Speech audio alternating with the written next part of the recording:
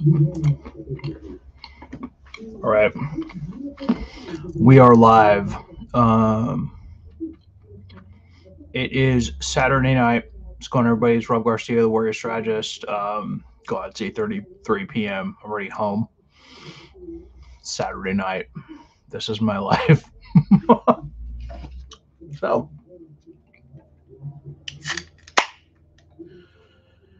this is live with the Warrior Strategist after hours. And this is more of an informal hang. This isn't business. This isn't about PR. This is just seeing what you guys are up to and just saying, hey, what's going on? Let me know what you're up to on a Saturday night in comments. We got Stephanie Treasure popping in, magazine owner Stephanie Treasure. Good to see you, Steph. Hopefully you're doing amazing things. You're checking me out on YouTube. Awesome. Um, Today was a wild day. I had like a 6-hour adventure and didn't work out today. Knees were super sore because I went skateboarding yesterday for the first time in a long time. We're not going to get into that, but I actually did okay. But it's been a hot minute since I've been skateboarding, and I'll tell you this: 48-year-old knees react a lot differently than 19-year-old knees. My left knee feels like it's on fire. I applied some ice to it. I feel better, but definitely feeling 48 for sure. But I held it down. The kids at the skate park didn't make fun of me, so that was cool.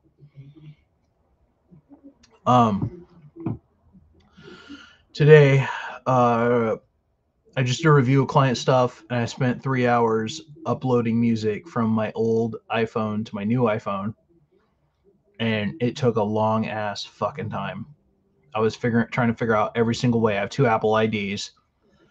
Holy shit! Even with tech support, they couldn't help me. The solution, because basically I had an old iPhone 6. It had all my hot '90s dance music on it that I used to work out and run, and a really sick playlist of '90s dance classics. And I bought an iPhone 10, which I realize is years and years and years old, but it's still like a huge upgrade.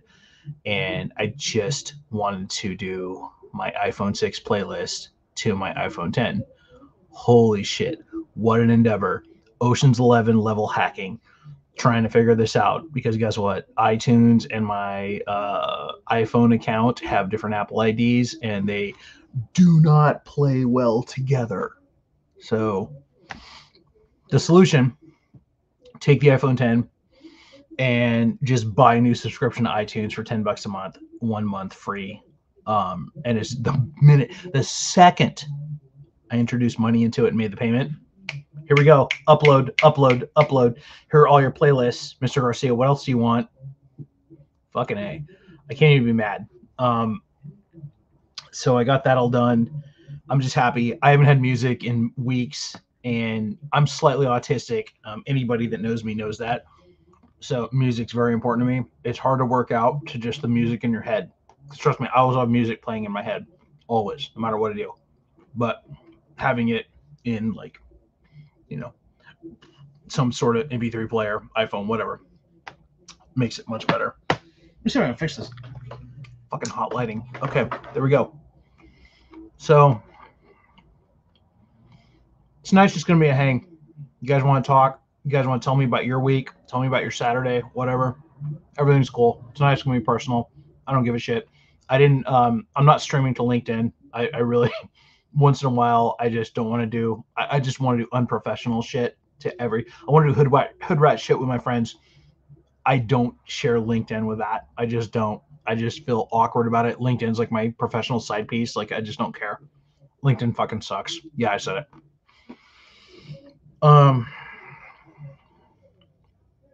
Today was wild. I went to like 4 different places. I walked around Old Town. I walked around different places from my childhood. I lived here for 19 years. I was born in Eureka. It's a small coastal town on the northwest tip of California. I was born here. I lived here until I was 19. I left in 96 for a fucking reason, because there was no opportunity for me to do anything in my life. And for me to have to come back here and live here and try and eke out a living, holy shit. Talk about trauma. And I'm going to need counseling when I get back. I'm just saying. And Stephanie Treasure says she prefers to work out, run, in silence. Yeah. I like silence at times stuff, but maybe I'm a little weird. My ideal, okay, if I'm being creative, I'm going to go to a coffee shop like a Starbucks. I need a little bit of motion in front of me and some music. I don't know if I can do just silence, and everyone's brain is different. You got to find like what works for you creatively and what helps you to unlock the secrets in your brain.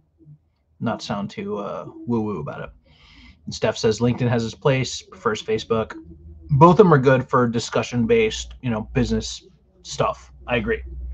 I like Facebook because I can be a little more chill.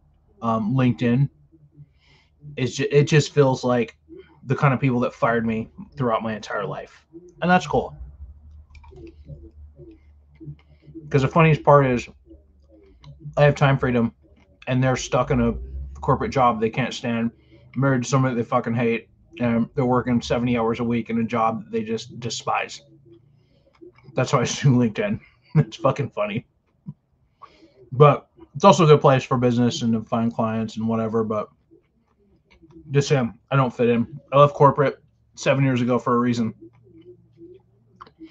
Because in certain ways, I'm better. I'm better in that. There's never been a PR agency that could hire me that offers what I do, offers the environment that I offer, time freedom, decent compensation, blah, blah, blah. Maybe I should apply for a PR job just for shits and giggles. See what's out there. I saw a remote one in New York that I applied for. It's like $130,000 a year. And I applied for it for shits and giggles. Never heard back from them, but that would be hilarious. Can you imagine that? Like me doing a full-on like PR job in New York, like remotely. I actually could. I could probably do better than they do.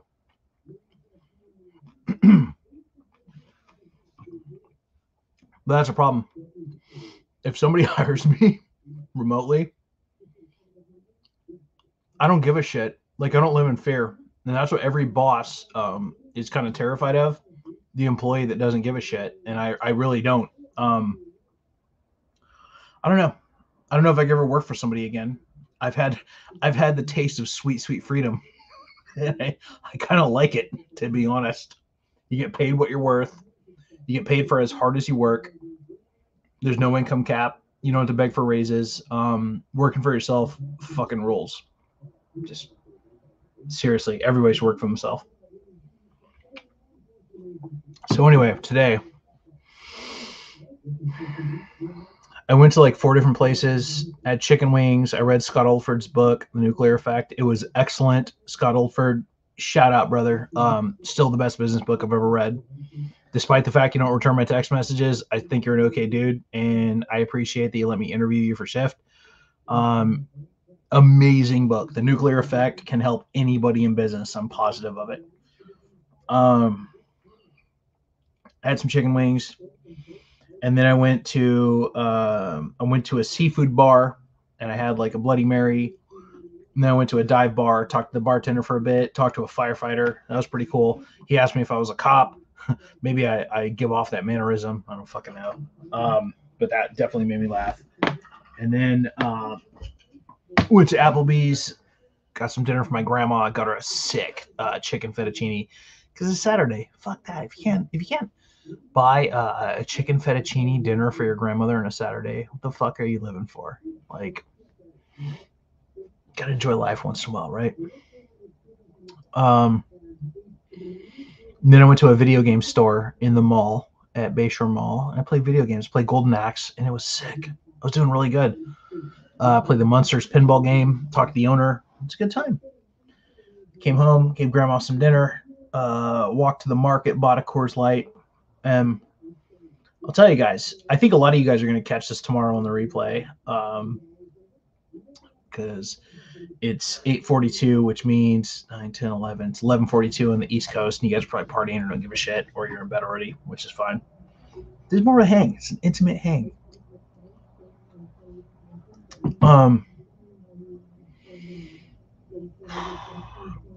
The biggest things I've learned is that people here are nice. And the more successful you are, shut the fuck up about it. When I meet new people here, when I'm hanging out, when I'm talking to people, I don't tell them about my achievements. I don't tell them that I'm a PhD. I don't tell them, all the shit that I've done. I'm just Rob. And I just ask them, hey, what are you working on right now? What are you doing? What's going on? Um, I don't need to one up anybody. I don't need to flex. I'm really happy with what I've done, but I realize that I'm very blessed because I've been able to evolve and be advanced in my own world. I'm not advanced. I'm not better than anybody else around me, but I've achieved a lot of shit, and I'm proud of that. But I don't need to flex that and tell the world around me, right? Um, it's been very humbling coming back here, seeing people's lives, seeing how they live, seeing Humboldt County, seeing how they survive. Humboldt County is a rough place. I'm not gonna fucking lie. It's median income is probably under $30,000 a year. It's a lot of people just trying to raise families, working a 9 to 5, and just trying to be good parents, trying to make it, trying to do something good. I looked around me tonight at Applebee's, just looking at families and stuff, and just kind of, I don't know. Maybe I'm just getting sentimental in my older age. I just look at people with a lot more appreciation. I look at parents with a lot more appreciation. I realize I'm very lucky with the path that I've chosen. And it makes me feel good. But it also makes me realize that I have the ability to help people. And I should do it, but with quiet professionalism.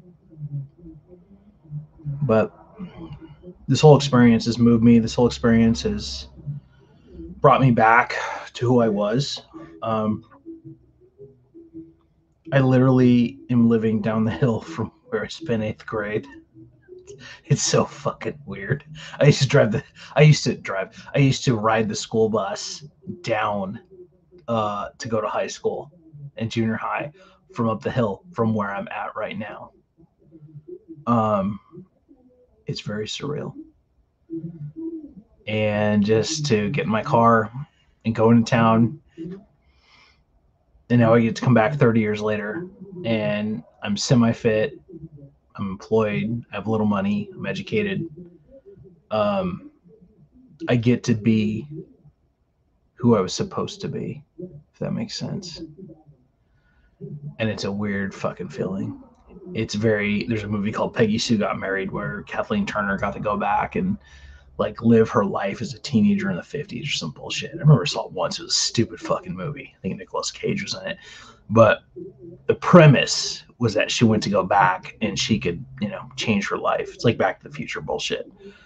That's what this feels like. This feels like, hey, Rob, this is your second chance. You get to beat Eureka this time, though. You get to come back to Eureka as a PhD. You get to understand, like, having a higher access to knowledge and understanding how things work and having a little bit of money this time and not being a fucking poor kid that has nothing and just ignorant. So, yeah, it's been real emotional. Every single day feels like an existential crisis. But I'm being positive. I'm taking care of my grandma. I'm appreciating every day because I know I won't always have this. I know this isn't permanent. But I'll tell you guys, this is so fucking weird. This is there's a cat behind me. This is the most surreal experience I've ever fucking had. Every day is fucking strange. I defeated the hoarding situation. I got a new will drafted. I hired an estate attorney. I managed 2 estates. I got my aunt cremated. I fucking applied for a caretaker for my grandmother. Like all this shit. You guys know me. I'm fucking greedy. Like I've never lived with a woman. I've never like really taken care of my grandmother. I've never had to take care of another person. I'm giving a shit. And it's a good thing for me to go through this. And it's made me a lot more humble. It's made me a lot more appreciative. And it's made me a lot nicer. Holy fuck. Like I'm talking to people in the grocery store. I'm talking to like clerks and shit. And like, hey man, how's your life going? Just getting to know people.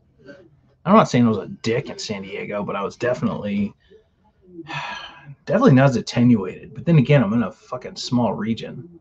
People are friendlier here. They're nicer. Thanks, Steph. I appreciate it. And somebody asked me, what's with the kitty? I don't know. They have food. Cat's okay. They're just like, meow. Fucking stupid cat name come out for like 3 days. It was scared of me. Now it comes out and wants to be scratched all the time.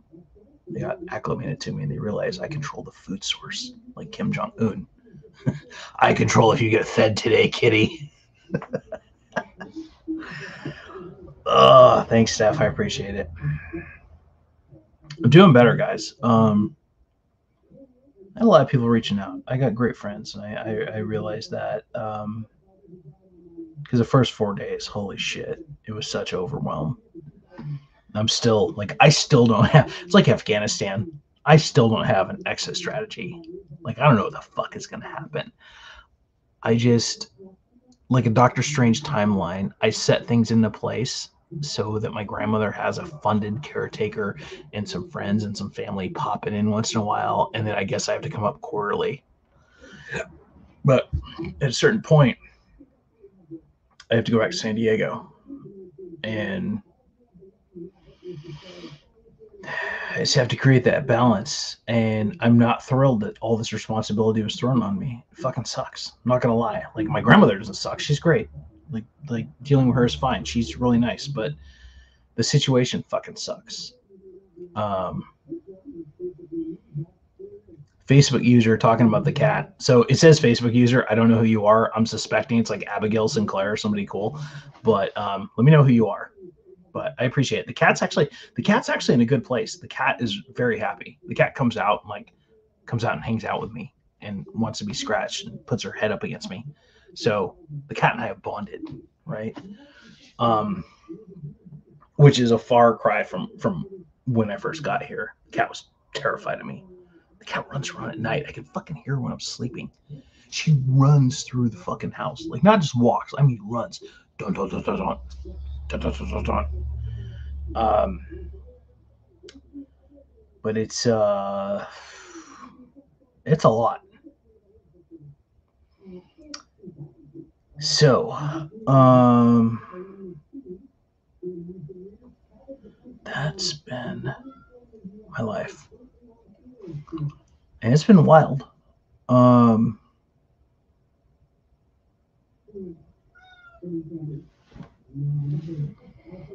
Cat's still going. Cat has food. I don't know what the fuck she wants. But it's been challenging and amazing. And I'm just going to take it a day at a time. I still have my objectives. And really, I'm only waiting on 2 things. And once those 2 things happen, I can normalize this, head back to San Diego, and then try and gain normalcy in my life. I'll tell you guys this. When unexpected things happen, and all of us have them, and all you guys watching this, I'm sure all of you have had some horrifying shit happen that you weren't ready for. When unexpected things happen, draw up a battle plan, map out like your assets and resources available to you, and then work on your mental health if you're handed a lot of shit. I have been handed a lot of shit. I've worked out or ran almost every day. I've hung out with my friends in Humboldt County that are awesome. I have made sure to talk to people that are funny, that keep me entertained. And I've gotten the fuck out of the house when I needed to, because that's important. Because at times, like, I actually like this place. I like what I've created. But if I'm here in the daytime, it feels like a prison cell. And I was here for 5 fucking hours in the daytime today trying to get my fucking music onto my second iPhone. And I'm sitting there trying over and over and over again to just get some fucking music from an iPhone 6 to an iPhone 10. And then finally I figured it out. And I just gave in. I'm like, hey, I'm just going to buy a second iTunes subscription. You shitheads at Apple. And it worked instantly. Adapt and overcome, right? But bad stuff will happen to you guys. Challenges will be thrown in your face. Just make a battle plan, stay positive. I swear to God, if it wasn't for working out and Tony Stark comic books, Iron Man comic books, and the dollar store, I would have lost my fucking mind. And I was very close. This sucked. This was awful. Um, it's even worse because I'm pretty much the only person that could solve this. And that pisses me off on a level that I'm not prepared to talk about tonight in a public forum.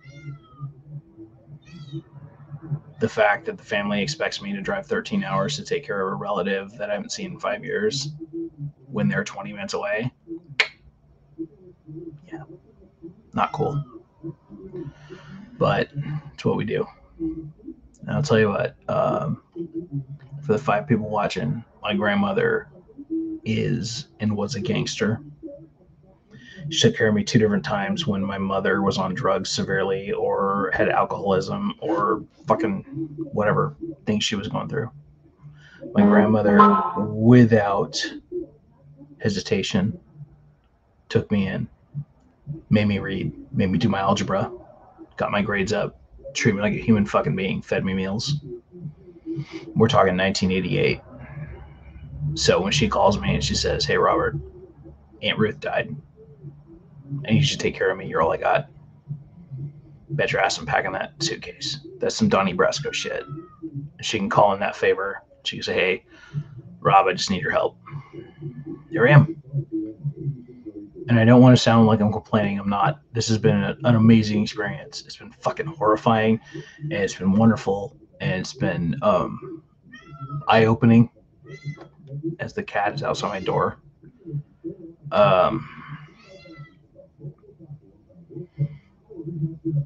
On the plus side, it's getting easier. It really is. I did the heavy fucking lifting with my friends. We got a room created. The house is clean. 70 bags of garbage sent out to the dumpster. A new will made. A fucking lawyer hired for the estates. My aunt's apartment, like a big estate sale, done, handled by my friend. Her car's taken care of. Fuck, cremated her. My grandma's being taken care of daily. Met with all the major organizations to help her. So the heavy lifting's over. It's getting easier. Day-to-day care kind of sucks, but we're getting there. I agree. That fucking cat's making me crazy. The cat has food. I don't know where the fuck she's causing a ruckus outside my door. Don't worry, animal lovers. I'm going to go outside and love the cat. I will scratch her face and be nice to her. It's very weird for her to hang outside my fucking door on Saturday night. Does she know I'm like trying to talk to the people? But yeah, just understand. I guess the best advice I can give you is just life will throw you some fucked up shit. It just will. And you just have to make sure you're taking care of yourself first and you show up strong. That's it.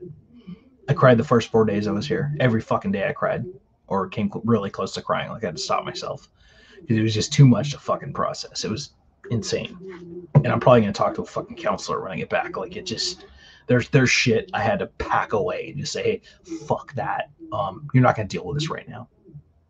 You're going to pack it up internally and then you'll revisit it later. Maybe with some Jack Daniels, who knows?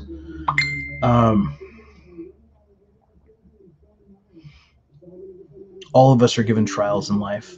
All of us are given challenges, whether it's personal or business. And we're not always ready to deal with them. And I've talked to a lot of people. I appreciate the fact that a lot of people have written to me and they're like, hey man, I really appreciate, your advice and your sharing what you're going through because I'm going through this, I'm going through that. And it's always good for me to be able to share what I've learned and just give advice and say, hey, it's going to be okay, but you got to come out strong. You got to take care of yourself first. Because if you crash, you're the fucking captain of the ship. And if the captain goes down, the ship goes down. Just make sure if you're put in a fucking shitty situation that you're working out, you got some fitness, you're making yourself happy first and foremost. If you got to go out and have a couple drinks, or you got to go out and work out, you got to go out and hang out with your funny friends, whatever the fuck you got to do for your mental health, fucking do it. It's okay. My grandma doesn't give a shit what I do on my off time. She's just happy she gets some meals, and maybe I'll watch a little Jeopardy with her, and that's cool. Like, that's the expectation. Now that I've been here long enough, I have like these patterns figured out. She wants her coffee in the morning, she wants her newspaper, and then breakfast at like noon. Fucking easy. Fuck, it's less work than a girlfriend, I'll tell you that right now.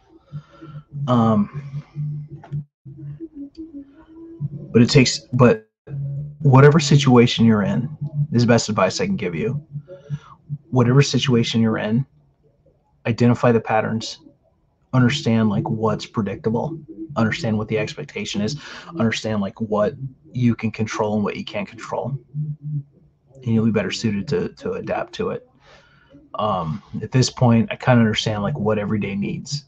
I understand like what the expectation is, what I have to do, and then I get some free time, a couple hours in the day to go do whatever. I understand the difference between grandma's sleeping habits and mine.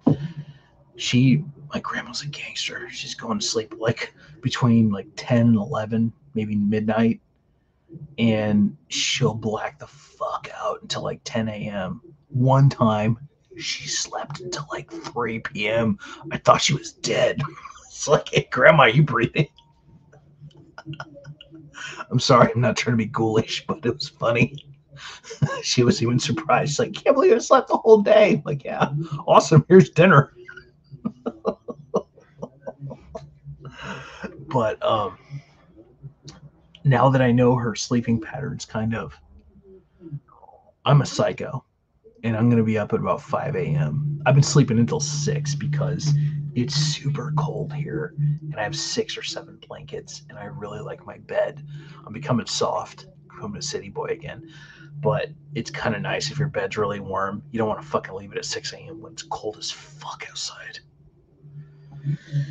So tomorrow, I'm going to get up. The gym opens at 7-ish. I'll probably be there 7:30. Got music on my iPhone. First time ever. Now to fix this fucking problem. I'm going to be working out like a fucking animal. And guess what? After I'm done working out, I'll probably go to the park and run another 20 minutes just to burn off some calories. And then I'm excited because guess what? In 3 days, it's raining till the end of the month. That means it's going to be raining every single day. I've checked the Weather Channel, and I'm like, fuck yeah. Because when it's raining, I'm training. And that's the way I look at it. I really hope you guys can't hear that cat behind me because she's going fucking nuts. Heath Francis, my good friend. So, Heath, I'm sorry, but I'm going to embarrass you, dude. Heath gave me a really good phone call the other night, and it's probably the most we've talked in probably 30 years. And it was so deep and so meaningful. And it was just cool to just listen to Heath's life. And I think the cat just ran into my door. Heath is one of those guys who was super nice to me in high school, and not everyone was. He was a great dude. And we weren't like super close friends. We were just like, oh, hey, Rob, hey, Heath, whatever. We knew each other. And we had Miss Purr's math class in 8th grade. And Heath and Pat Cleary, I think, would show up a little bit under the influence of substances. I'm not going to dime you out, Heath, but I remember a few days.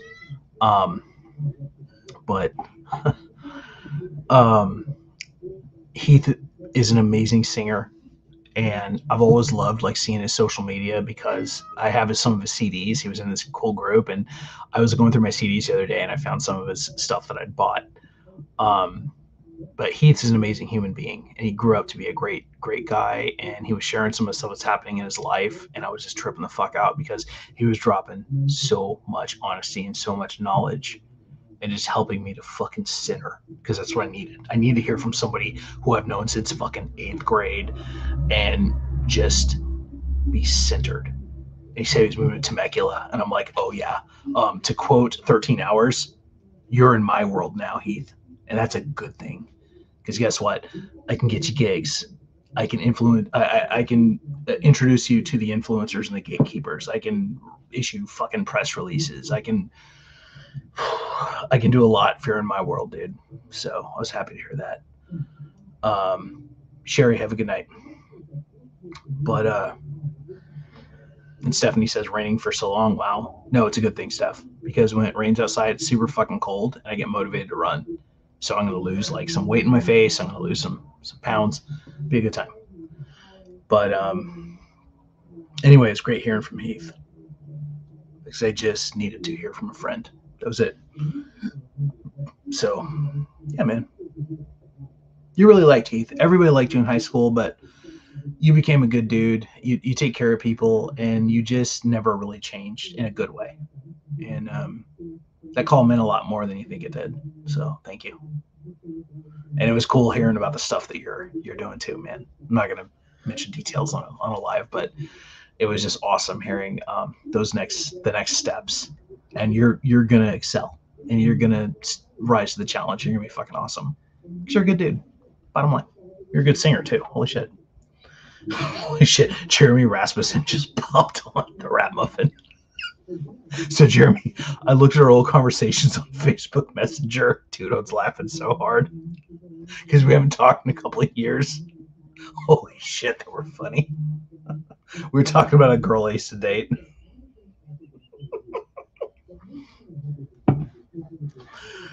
Jeremy is quite fuck. Jeremy's infamous, and I'm not going to tell any Jeremy Rasmussen stories. I don't want to get him in trouble with his family, but let's just say he was a very active young man in junior high and high school. He did a few things that probably should not be mentioned in public, but he also grew up to be a surprisingly good family man. Holy shit. Fucking Rasmussen. If I remember right, Jeremy was part of the EHS football team in their glory years, like the Al Bundy years. There were only like 3 years where EHS was insanely good, like state level good. And I believe Jeremy was on the team. He might have been a freshman or a sophomore, but he was part of that team that was just insane. Probably the best football team performance that EHS has ever had. And I'm totally doing the Al Bundy right now because I don't know all the stats, but it's just kind of hilarious because, dude, I remember every one of those guys on the team. You can blame a lot of Coors Light and some short-term autism. I remember almost everything about high school. So Heath Francis, Jeremy Rasmussen, like I literally can tap into my brain and I remember almost everything about 8th grade, 9th grade, high school, like people's names, all kinds of weird shit. It surprises people sometimes. I have a story about Heath I'm not going to share, but in 8th grade in Mrs. Pereira's math class, you and Pat Cleary did something that really pissed off Mrs. Pereira. And that's what's awesome about my brain. Is that I'll remember shit and people are like, dude, I forgot that. Holy shit. Jeremy used to hang out with a kid named Sean in 8th grade. And one time Sean knocked my books out of my hand. And you and him both, like he just ran up to me, knocked the books out of my hand, were laughing at me. And I was just like perplexed. I was like, fuck these guys. But I remember everything. Good and bad.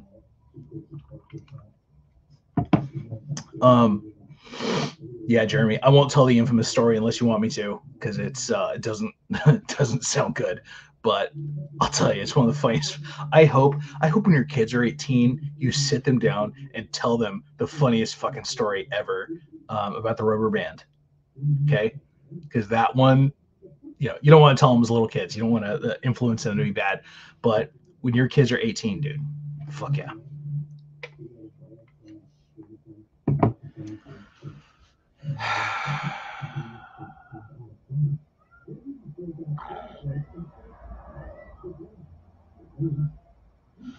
Interesting, Heath, because I swear, well, you're talking about St. Bernard's for high school. I'm talking about 8th grade at Zane. And I'm almost positive it's you and Pat Cleary, and we were in Miss Pereira's math class. And you guys were in an altered state of mind. And you wrote something. For some reason, she had us fill out slips of paper. Yep. I'm telling you, man, don't fuck with autism. It's an awesome thing. For some reason, she had us write down something on strips of paper. It's like answers to a math problem or something. And you and Pat, I'll just say, were possibly not all with us at that time. And you guys were laughing the entire fucking period. And so Miss Pereira hands us these pieces of paper, and you and Pat wrote the word whoop whoop, WHOOB, whoop whoop on this paper for whatever fucking reason. It's like some joke or some shit. And Pereira is going through this, right? Looking at answers, and she just looks at it, and she looked so disgusted. And she didn't even address it. She just looked at it and tossed it, and you and Pat were dying laughing. And I remember it was such a fucking stupid thing to do. But I was laughing too. I think it was at your table with you guys and watched this, and you guys were just dying fucking laughing, like tears out of your eyes. And she was so fucking angry. I was like, legend.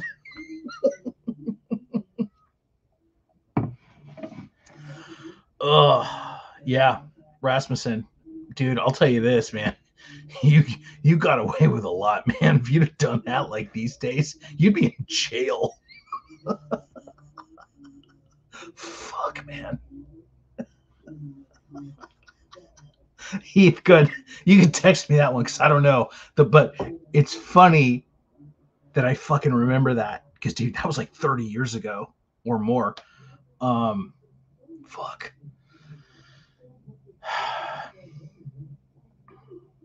But I'll tell you, it's really funny, like, going back, the stuff that I remember. I remember running into you, Heath, one time at Denny's, and I was in the Air Force, and you hadn't seen me in probably 20 years, 25 years. And I just remember, I think it was after a night, I'd been out partying or whatever, and I saw you for the first time. Just went up to your table, and you looked at me, and I'm like, hey, Heath, what's up, dude? Do you remember me? And you looked at me, and your eyes got kind of wide, and you're like, dude, I don't remember you being that big in high school. And it was such a fucking funny thing. Because, yeah, I was like a short little fucking, I was a little chubby and I was kind of short in high school. And when I entered the Air Force, I started working out. And when I came back to Humboldt County at like fucking 24, 25, some shit, I think I had put on some fucking weight. And I was a fucking monster.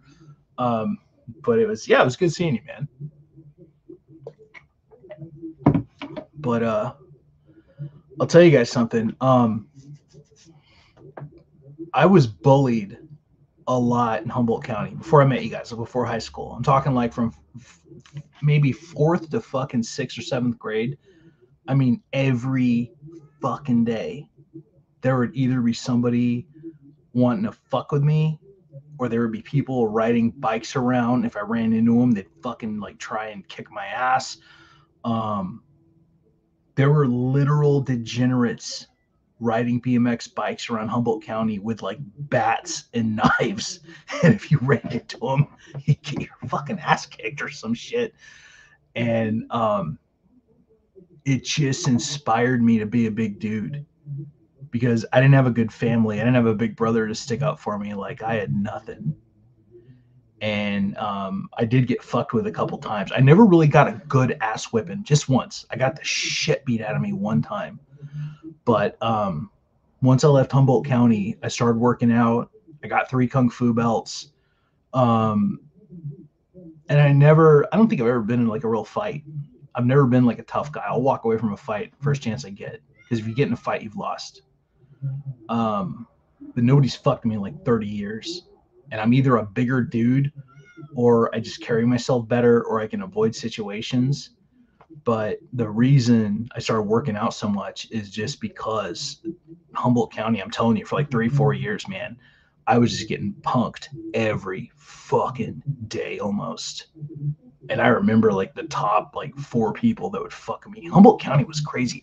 There were people that would literally just go to other schools to fight people. I'm like, what the fuck? Like, they were degenerates. There were people, like, Humboldt County felt like South Boston at times. Like, the stories I heard, there were people who would just go to other junior highs and just fucking fight people. Jacoby, Sam Sack, fucking, goddamn.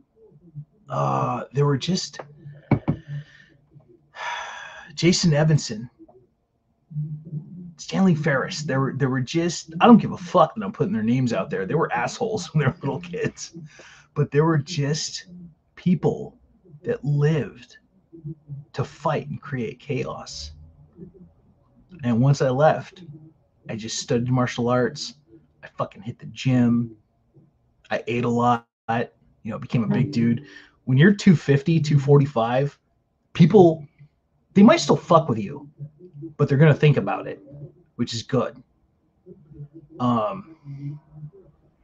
it's definitely one of those things that Jeremy Rasmussen's like, dude, I fought him. Dude. Dude. As free as I was as a kid, I honestly wish I'd have fucking stood up. And I wish I'd have been one of those kids that just said, fuck you, let's go. I don't know why I was insanely scared of getting my ass kicked. I just didn't grow up like in a real aggressive environment, and I was terrified of getting punched. I think as an adult, I'd be a lot more situated to handle it. But, you never know how you're going to act in a fight. But I lived in such fucking fear for like 4 years because, the fear was real. Like, the people would ride around on BMX bikes. And I remember one time this dude fucking, for no reason, like no fucking reason, spit in my hair and ninja kicked me, like in the stomach, like just, hold on, just fucking bam. And, fuck. Humboldt was just no joke. People don't understand. Like, they think it's like a joke. Like, yeah, Humboldt couldn't have been that bad. Everyone's high. They're mellow. Fuck no. There are people here that are fucking crazy and just don't give a shit about anything. Ryan says there were insane tweakers up there. I remember getting punched off my skateboard skating past B Street apartments. My friends skating ahead of me. Had no idea I was laid flat on the ground. Jesus Christ, Ryan, I never knew that about you. Fuck.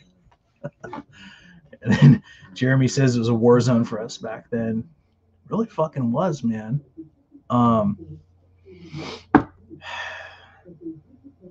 I think we grew up a lot harder than people expect. And, when I joined the Air Force, I always called it the mean streets of Eureka, and people would laugh. But it's funny seeing these comments because maybe you guys had similar experiences. I don't know. Like, I'm telling you, from fucking 4th grade to 6th grade, I was fucked with all the time. All the time. Like, I lived in constant fear. Walking home, I would worry about getting jumped. Walking to school, like, if I saw the wrong dude, they would come up and fuck with me. And because I was an easy target, I was a small, scared little kid. What the fuck? That's what bullies love.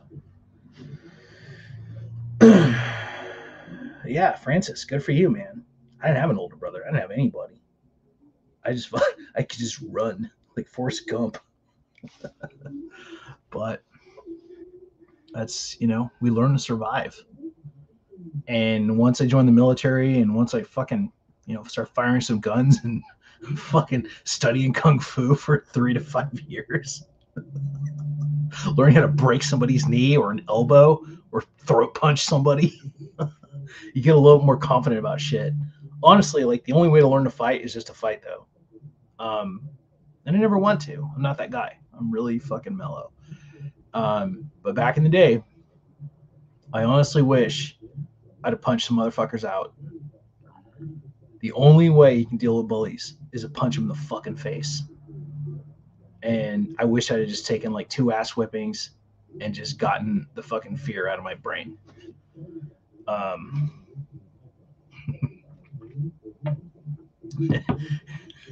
Jeremy. That's awesome. All right. I'm going to wrap this up, but Oof, shit. Heath. Sounds like it's worth it, man. Um, I'm just glad we all made it. And I'm looking here, I'm looking at Heath and Jeremy and Orion, and we all turned out okay. I'm sitting here on Humboldt Hill in my spare bedroom, in my fucking grandma's place, drinking a Coors Light. But honestly, like, I'm really happy. Um, I'm glad you guys turned out okay. You guys all have families. You guys are all doing well. You guys really do love your lives. You're all family men, and I'm proud of you guys. It was great growing up with you. I'm glad you're here watching this fucking bullshit. You're watching Rob getting fucking sentimental over Coors Light. And Heath, thank you. Yeah, I did. I got a great life. I have freedom. I'm grateful for it. I got great things, man. I just, you guys know, last couple weeks have been kind of rough, but it's getting better. But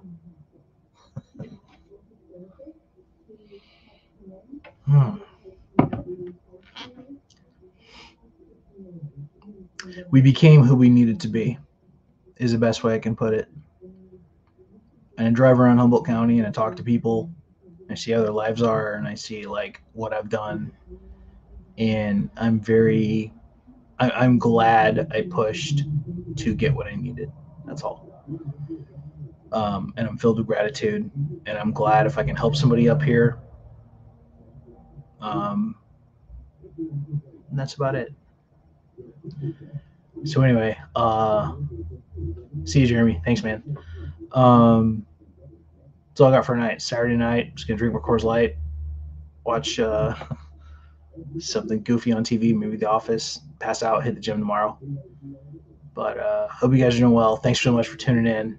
I didn't really have expectations for tonight. I just wanted to go live and drink some beer and hang out and see who popped in. Glad to see some of my Humboldt boys popping in.